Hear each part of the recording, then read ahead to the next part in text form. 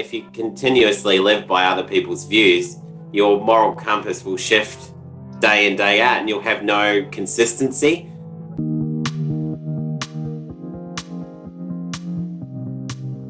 What do you think an ancient philosophy from 300 BCE can teach us today? Well, in today's show, we're going to chat about a few key ideas from an ancient philosophy called Stoicism and how it's still relevant all these years later. Before we jump into our three topics, though, I will throw it to Amanda for the formal introduction.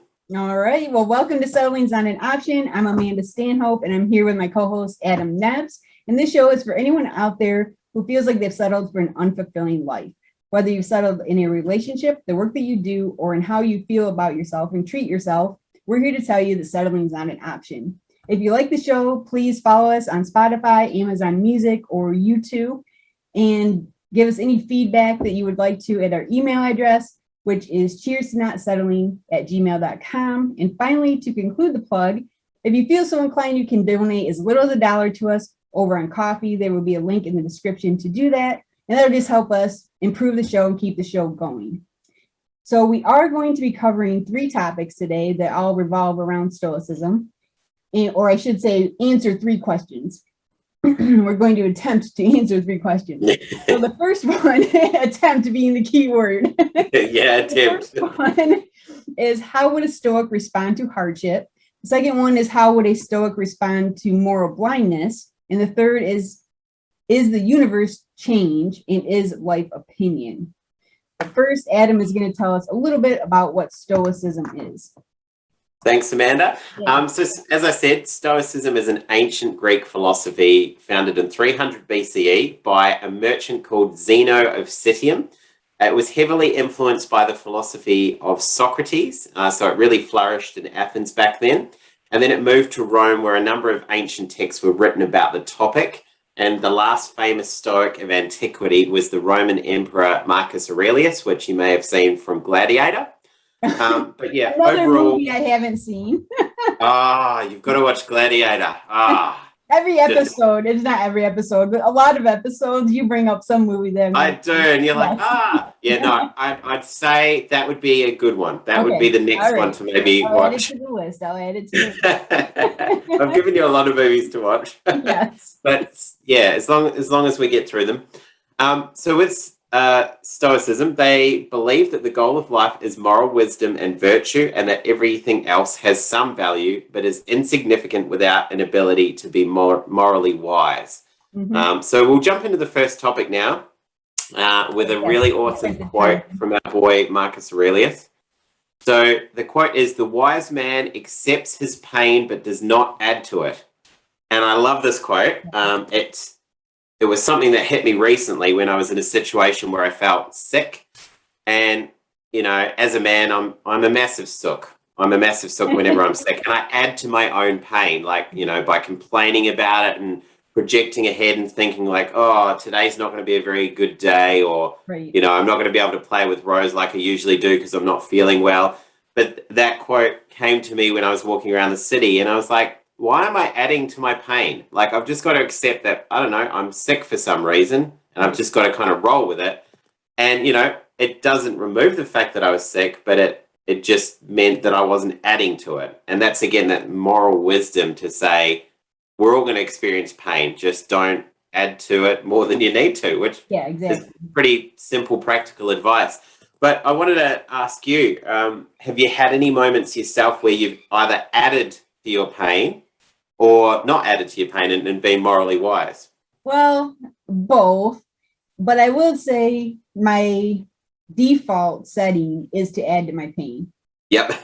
And so I've had a lot, like a similar situation to yours, where I've been having trouble sleeping lately. And so, mainly I keep waking up early.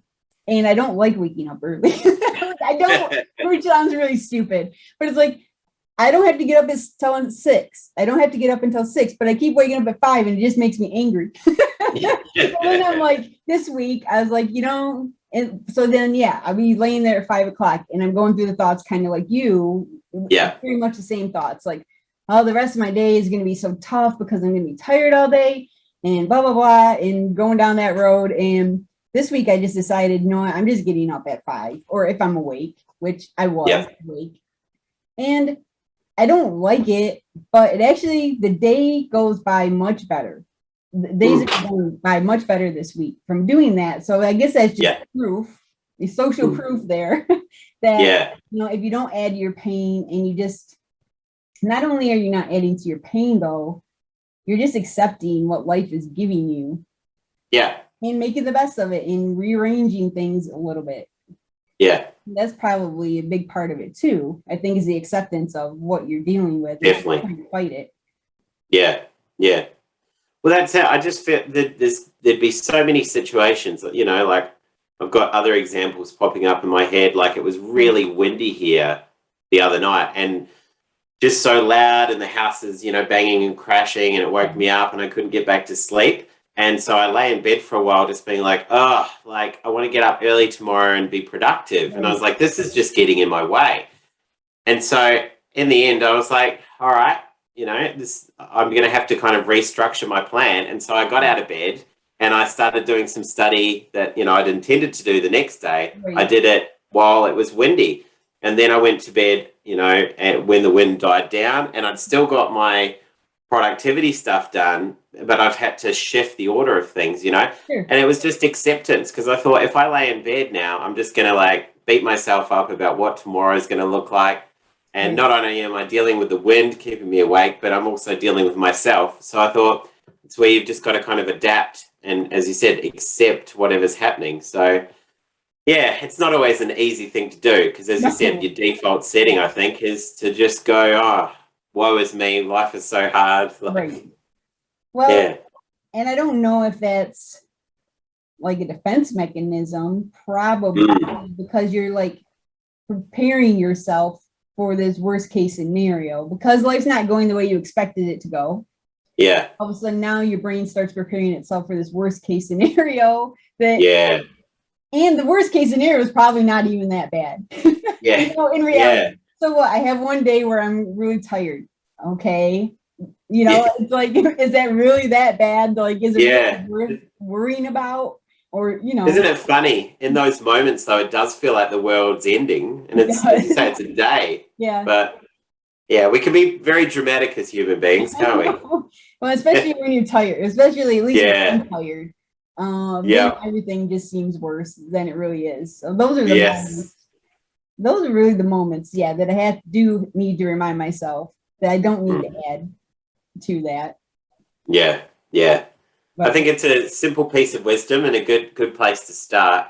But another thing kind of building on there is Socrates was really, you know, trying to educate people around don't get consumed by your emotions. He's like, it's okay to get angry about being tired, or it's okay to be frustrated with the fact that you're sick or whatever. He's like, but just don't get consumed by it, because he's like, that's just not morally wise, you know.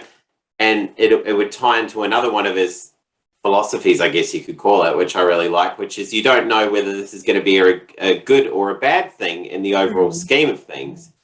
And that's it, I guess, is because maybe it was a blessing in disguise, the fact that, you know, you were sick or something like that and you couldn't do what you'd planned for the day because that wouldn't have worked out, and now things have changed.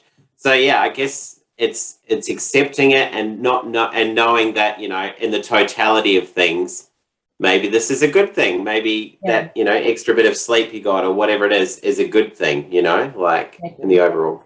Yeah. Well, so it's very interesting. Yeah, for sure. Well, and I found quite often that when I am able to let go of whatever control I think I have and go with the day or go with the week or whatever, things do work out just fine. And sometimes they work out even better than I expected them to. Or I don't know, or like other people will make a move, and whatever that move is, but it will be some move that makes everything work out just fine. And I could have never seen that move coming. You know, and so it's and even though, and I know that to be true, but even so, I still fall into the same pattern. Yep. So, you know, we are human at the end of the day, but that's it. The trick is just to recognize it more quickly. Yeah, definitely. I think that's it. And and not to beat yourself up. If you have a day where you do add to your own pain, you know, it's going to happen. I guess it is all just, it's a habit, trying to like pick yourself, you know, catch yourself before you kind of go too far down that rabbit hole and get too consumed by stuff. But Exactly. And I've just realized as well, I completely forgot to start the timer. Oh, I did. I started mine. Oh, you got the timer. Okay, cool. But I do like that he said that it's morally wise. What did he say? It's morally wise to do like with the emotion side of things. Yeah, morally wise to not to be consumed by negative emotion. Yeah, to accept the fact that you are going to get angry or sad or frustrated, but just not to allow it to just completely consume you, which I think is a good point, because I always think on one hand, it is absolutely normal to get angry or feel negative emotion. Like, to deny that, I think would be also very problematic. But then I guess, you know, his point makes sense. It's like you can get consumed by your emotions quite easily, which add to your pain and then probably produce even more negative emotions. So well, and you just want to, that's probably, I was just thinking when you said it, I was like, why would he say it's morally wise? Like, why did he use those words? But I think it does make a lot of sense, because if you're being consumed by your negative emotions, you're not going to be making good decisions. Yeah, that's it. Treating people very well. I know I don't treat people very well when I'm not, you know, when I'm consumed by my emotions. Yeah. And, you know, I'm just like everybody else. I treat people like crap sometimes. Yeah. So I'm thinking that must be why it's morally wise. Yeah, I believe so. I think it's that they're all about reason and having a reasonable response to something. And, you know, one of the big things I think that Socrates was always talking about was the angry person. Okay. And, you know, I think they would actually view anger back then as like temporary madness, like because it just literally makes you unable to see the bigger picture. True. You know, so that's why I guess he was saying, you know, everyone's going to have those moments, but yeah, to be consumed by them is going to just be go against our nature, you know, of being reasonable and rational and those kind of things, I guess. Well, I was just thinking of this. I'll throw this out. It's maybe a easy way to tell if you're being consumed by your emotions. Yeah. Because I just read this today. So this nice. in my head. And as you were saying it, I thought about it. But so this is from the book The Untethered Soul, which I know you have. Yeah, that I want to start. It's on my list. Yeah. I read a little bit of it every day right now, but so it's from The Untethered Soul by Michael Singer. And he was talking about how you can tell if you're either being consumed by your thoughts or feelings, basically coming out of your consciousness, is if you equate it to like when you're watching a movie, and how when you're watching a movie, you are sometimes, if you're really into it, you can become completely unaware of your surroundings. You're just so focused on the movie, and you don't know if there's someone behind you, you don't know what's going on next to you, you're just in it. And so I thought that was a really good way to visualize it, because you can visualize it when you've been overcome or being controlled by your negative emotions, that you can definitely tell that that is what happens. Yeah, like, true. Yeah. So I guess I could think of those moments. It's like, am I watching a movie of myself being a complete jerk? Yeah, this is a crap movie. Anyone watching this will be like, this guy sucks. Exactly. Is this a movie I want to watch? No. Yeah, turn the movie off. Yeah, turn the movie off and get up off the couch. I like that. That's true, isn't it? Because you can get, I certainly can think of times where I catch myself and I'm like, of course. Whoa. Like I've just been sitting there absorbed in my thoughts, feeling things off the back of my thoughts. And then I'm like, wow, that was a big ride. Like, what is going on? Exactly. So little tip there, maybe. I like it. Practical tip. Turn the movie off. Acknowledge that you're watching a crappy movie. I like it. Yes. All right. Should we move on to the second point? Move on to the second one. Yep. I'll start the timer. Okay. So the second one is a little bit more tricky. So bear with us while we talk through this one, because we're just trying to bring it all together. So the second topic is, how would a Stoic respond to moral blindness? And I wish I had a definition of what moral blindness is. I'm thinking now, but You have it. I suppose moral blindness is almost what we've talked about in that first segment, which is, somebody who's maybe consumed by their emotions and incapable of seeing reason. Maybe that might, does that sound all right? And I actually did. I did print it out because I'm like, I'm not going to remember this. Yep. This is from Wikipedia, so take it for what you will. But it seems to make sense. That it says, moral blindness is defined as a person's temporary inability to see the ethical aspect of a decision they are making. It is often caused by external factors due to which an individual is unable to see the immoral aspect of their behavior in that particular situation. So yeah, I think that's basically what you're saying. Yeah, perfect. Yeah. You temporarily can't see that what you're doing is wrong because maybe you're benefiting from it in some way, or there can be a lot of reasons why you can't see that it's wrong. Yeah, and more probably as we talk, but yeah, well, it's a big concept, and I think that's why, it was trying to get your head around it. But where it came from is I heard somebody say that Marcus Aurelius stated that moral blindness is worse than physical blindness. Right. And I think it was almost because, a physically blind person can still be moral. Yeah, true. Whereas a morally blind person is, as you say, it's almost like temporary insanity or just an inability to understand how unethical they're being in that moment. So I get that. And I'd say, thinking about what's happening right now with COVID-19 and stuff, as I see a lot of what I'd term as moral blindness. Okay. We've had a lot of lockdowns here in Australia, and a lot of people have protested against them, which for me just confuses me, because I'm like, well, I get that, being in lockdown would be difficult, but I'm like, you're forgetting about, this is probably going to extend the lockdown. This is going to cause more cases of COVID. True. What about all the other people that are trying to do the right thing, and now you're setting the cause back even further? And the same for anti-vaxxers, being like, no, I'm not going to, just based on your thoughts, you're not thinking beyond yourself. You're just thinking, well, I'm not going to get vaccinated because I don't believe in that. But it's like, but what about the others around you, and how it could affect them? So, yeah, I think this pandemic has certainly showed a lot of moral blindness.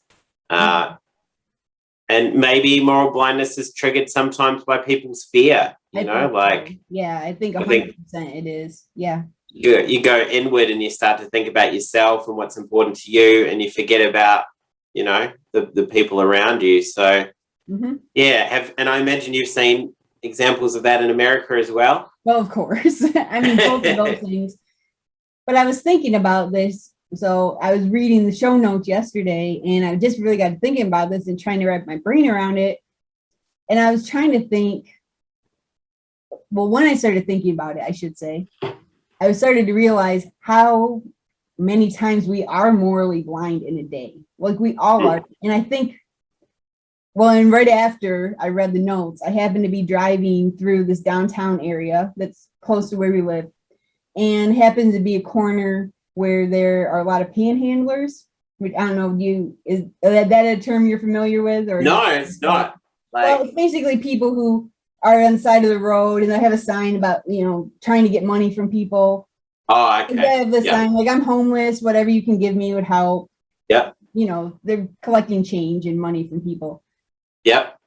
And in that, really, right after I'm sitting here reading about moral blindness, I'm like, I never stop and give them anything. Now, the popular opinion is that you shouldn't, because in the long run, that's not good for them. You should, if you want to help them, you should donate to a food bank, or you should donate to a homeless shelter. Yeah. I don't do that either. Yeah. So I'm like, right there. There's just one example where, and I don't know if that's complete moral blindness, but I'm definitely ignoring the moral side of me, because the moral side of me wants to help that person. But I think we have to be morally blind in some ways, because you can't help everybody. Yeah. And so then I'd like, does it serve a purpose really to be somewhat, and maybe moral blindness is more extreme than what I'm talking about. Mm, mm. You know what I mean? I think maybe he meant that as more extreme than this, but I think so, yeah. you see what I mean? It's like there's so many things that we ignore every day. Yeah. But if you didn't Well, ignore them, you would go insane. yeah. You know? Well, that's, Real. and I think we've talked about that on another show. I can't remember which one, but you have to pick what your cause is. Because Right. as you say, there's so many different causes. You could donate to the food banks or the homeless shelters, but then there's climate change and Yeah. all these different causes. So I guess in a way, it's like what would you define as being moral? It's like is morality like contributing to all of these things in a positive way? Like I guess even if I think about it, like to your point around how it would make you'd go crazy if you kind of had to acknowledge every single one of these things you see each day. Right. I think it's morally wise to know yourself and know I've got my limits. Like maybe I'm not in a good space today, and I don't want to, or I don't have the capacity to go and contribute to this cause. Like I just don't today. Right. Because I think it's also morally wise to be aware of our limits, because otherwise, yeah. Yeah. But even in that case, as we're talking about it and I'm thinking about it, and we just talked about that that was in the last one we were talking about fear. Oh, that fear helped us add to our negative thinking. Yeah. Well, I think fear causes a moral blindness too, though, because honestly, part of the reason that I don't open my window and give this person money is because I am afraid to. Yeah, that's good. I mean, I probably have absolutely no reason to be afraid, but it's a situation that makes me uncomfortable. And so, I mean, there is a level of fear there too in the moral blindness. Yeah, I think fear would be, and that's a good example. I can remember I watched this show called Filthy Rich and Homeless, where like a bunch of celebrities over here go and live on the streets and in homeless shelters for like 10 days. Yeah. It's a very interesting show. And it's like one of those shows that you feel compelled to take action after. Yeah. And so on my kind of way to the coffee shop each day, like I'd stop and get a coffee for the homeless guy who was sitting outside of the shop. And, it was interesting. I remember you talking about that before. Yeah. Yeah. Yeah. And I haven't done that for a while, mainly because, I had a friend who was a police officer. And, when he found out that I was giving this guy coffee, he's like, did you know this guy was like a drug dealer? And I was like, oh, no. So well, whatever. But how do you know? Who are you to judge if that's good or bad? But that's it. It's tricky, right? Like, yeah. It's like, are you? Maybe he's a what do you do there? Like, it's a tricky one. It's like, here's a human being suffering. To give them a coffee is not fueling whatever addiction they might have, if that's what they have. Yeah. So it feels like the right thing to do, but then that opens up an even bigger question, which is it a good thing to give a drug dealer a coffee? Like, I don't know. Well, isn't that a crazy thing though? Because how could it be bad to give? Yeah. Here's who it is. How is it bad to show compassion to someone?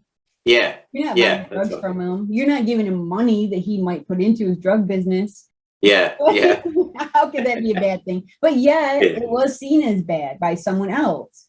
Yeah. And so that's the thing. Like we were talking about before the show, is how do you ever really know what's good and bad?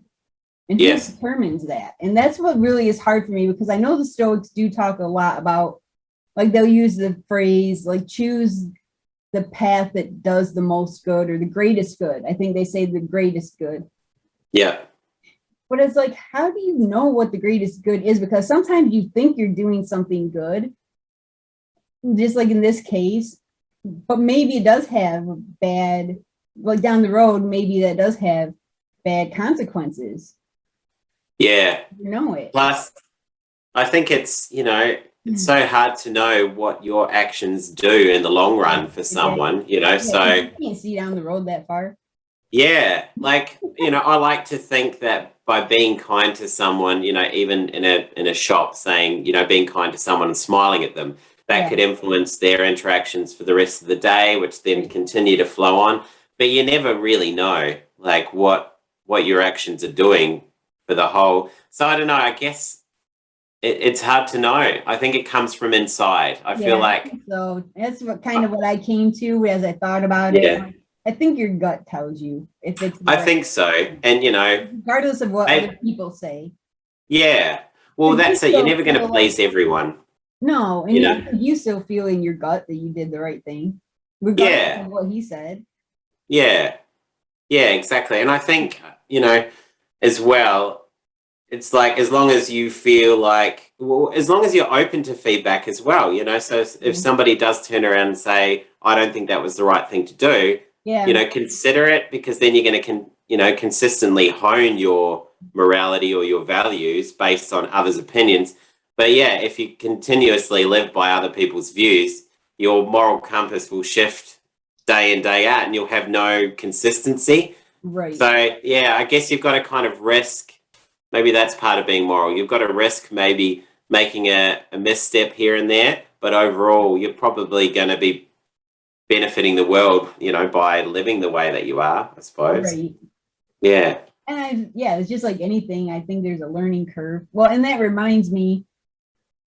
So this was from Aristotle, and he was Mm. not a Stoic. I think he might have been around at the same time, but I don't remember. Yeah. But he was Yeah. not a Stoic. But but he talked about virtue a lot, which is morality.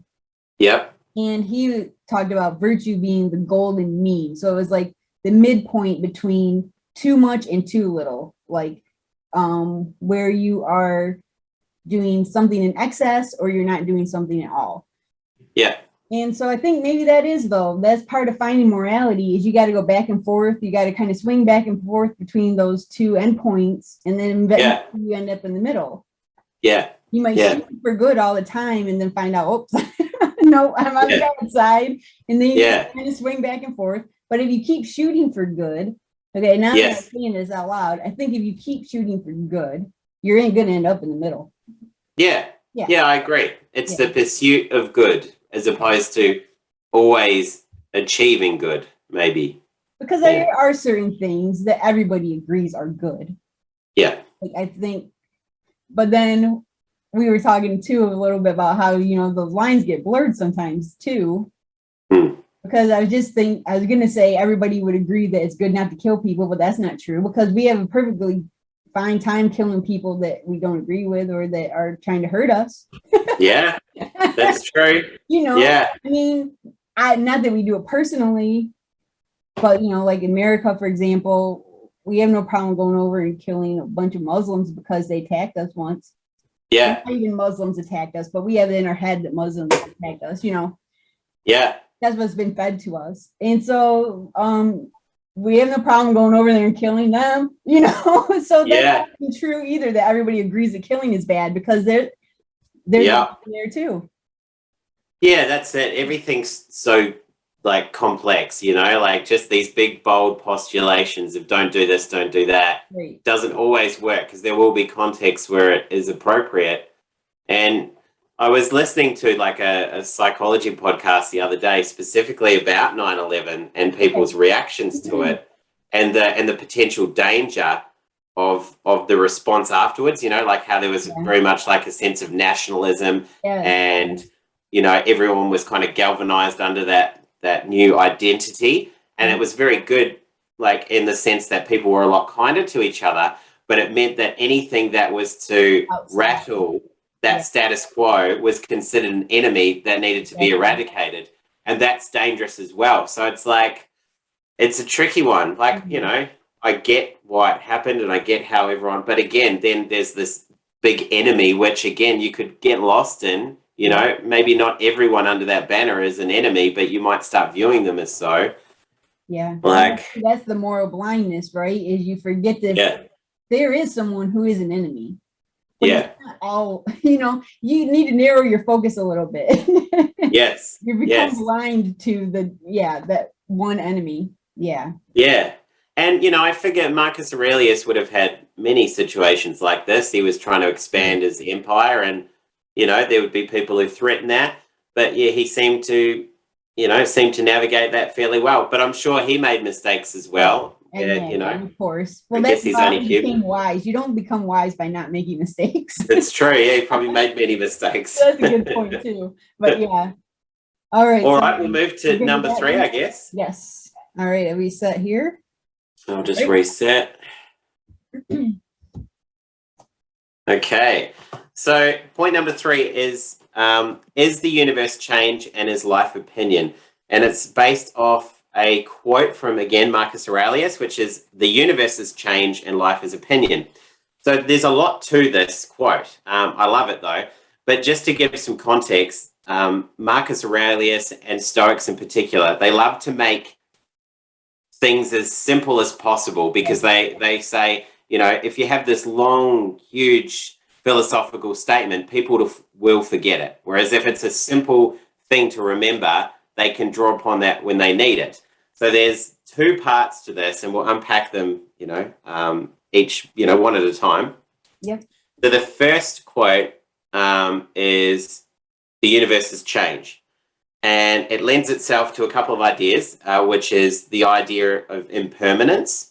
Mm-hmm. And in this, Marcus Aurelius was highlighting how everything down to the cells in our body die over time and are constantly being remade. And I think this is really useful, and Amanda and I were talking about this before the show, is, for me, a good example is, before I kind of took this journey, into not settling for, second best and being an egotistical dickhead, I guess I probably ran myself as back then. Oh, like it is. No. Yep, that's pretty much what I was, I think. I was living in the wrong way, and it was not with moral virtue at all.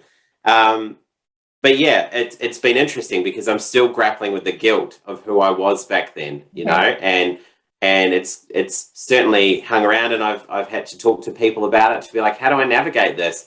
But it was this quote that really made me come to realize that person that I was back then really doesn't exist anymore. How many times have the cells in my body changed since then? The way I view the world now and I think about the world now is completely different to how I thought then. So it's quite useful. You can go, okay, I'm not the man I used to be there. So it's quite good at serving you. But yeah, you were laughing. I'm curious. Sorry, I threw you off, but I couldn't help but laugh, because as soon as you were talking about change, all of a sudden the sun, I assume it's the sun, all of a sudden the sun's shone on your face like I'm changing right now. That's perfect. Yeah, the sun. There we go. See? Look at that. I was laughing, so I'm sorry if I interrupted your train of thought. No, that's okay. Perfect. Oh, that's perfect timing. I've cued that. I've got someone outside with the light on, just to do it at the perfect moment to illuminate it. But yeah, I wanted to get your thoughts on this idea of, that the universe is change. Yeah, I mean, it totally is. And I think that is, it just is. There's no denying it.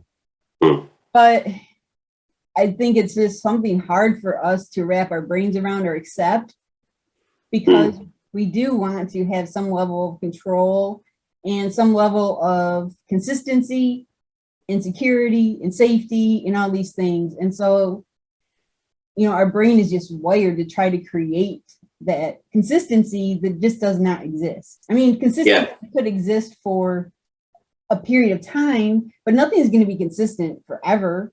Yeah. And so it's really dangerous to hold on to that, but it's so second nature, because that's just what we do.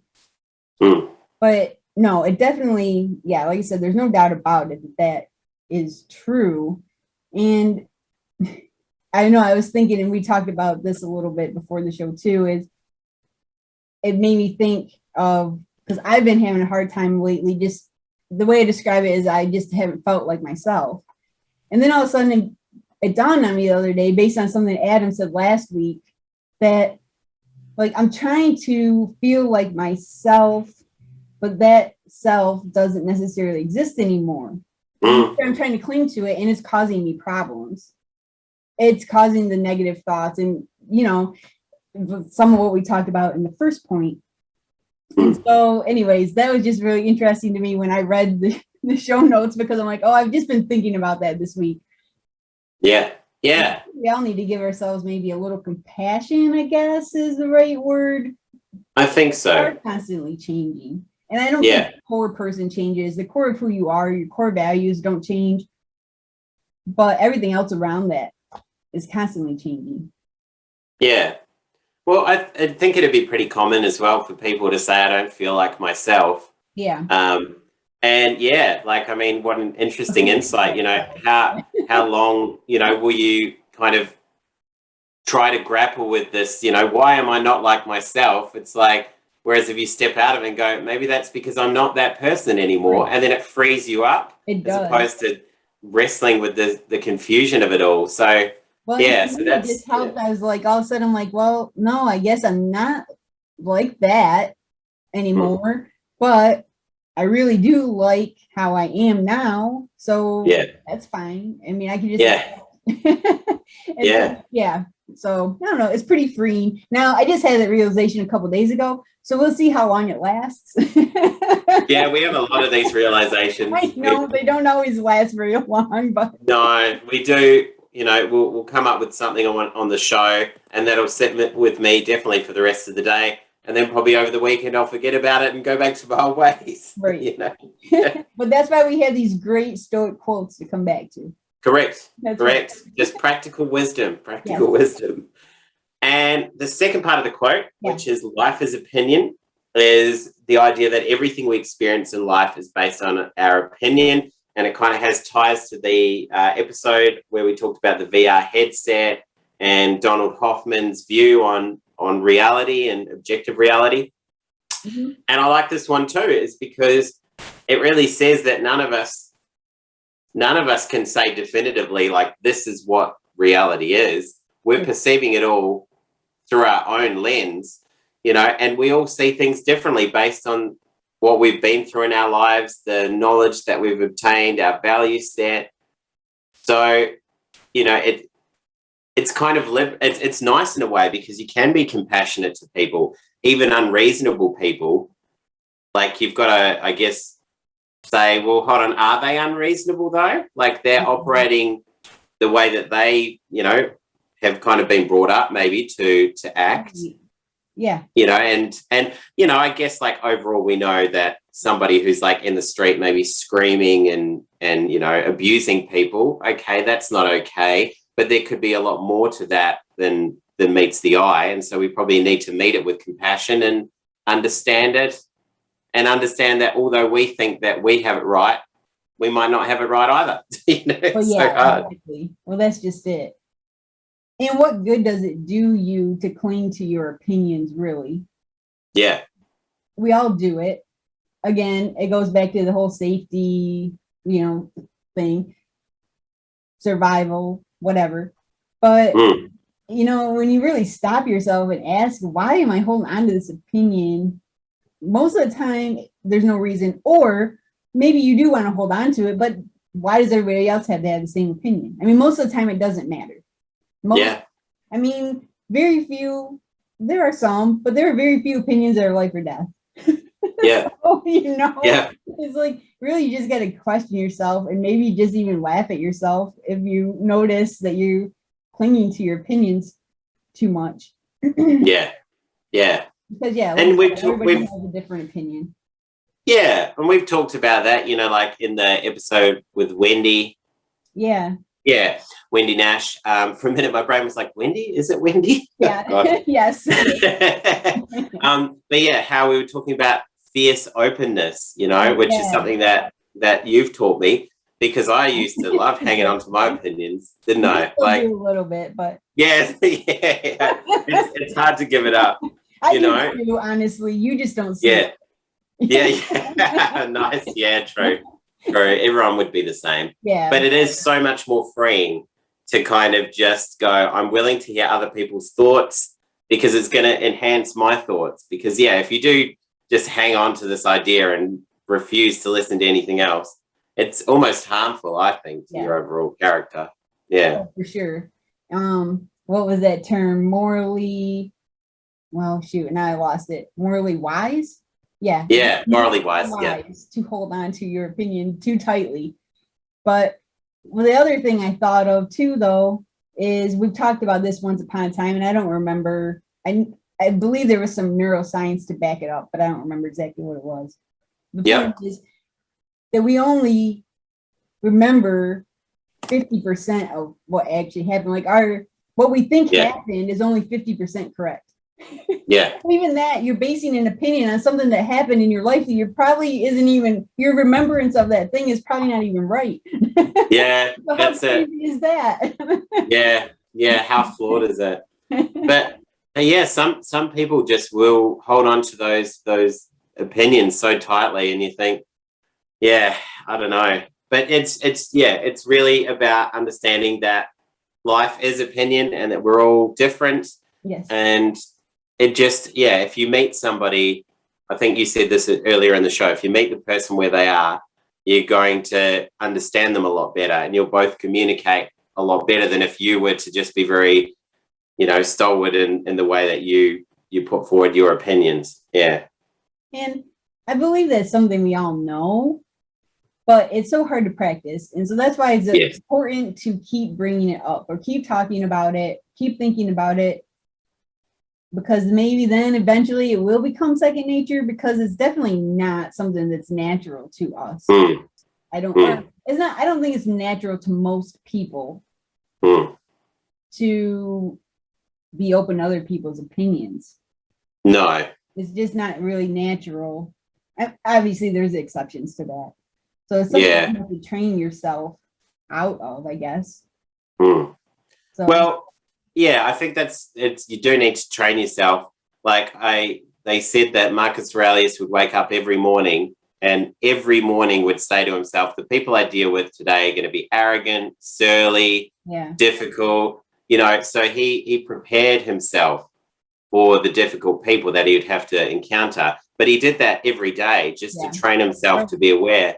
And, you can view that as being like, oh, that's quite a negative way to view the world. But I think it's a very realistic way of viewing the world, because it's like people will be frustrating and difficult. But by telling himself that every day, he had a lot more compassion for people. He didn't view them as being personally attacking him.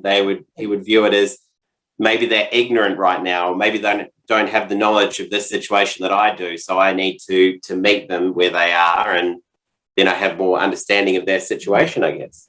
Yeah. And I think the flip side of it too, you want to look at more in a more positive light, I think you would appreciate the good people, or the people who helped you, or the people who didn't give you a problem. You would appreciate them even more, because you're expecting them to not work with you, or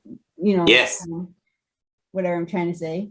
So I think then you would appreciate other people even more, really. Yeah, I agree. Yeah. Because if people feel appreciated, then they're going to appreciate someone else, and they'll appreciate someone else. And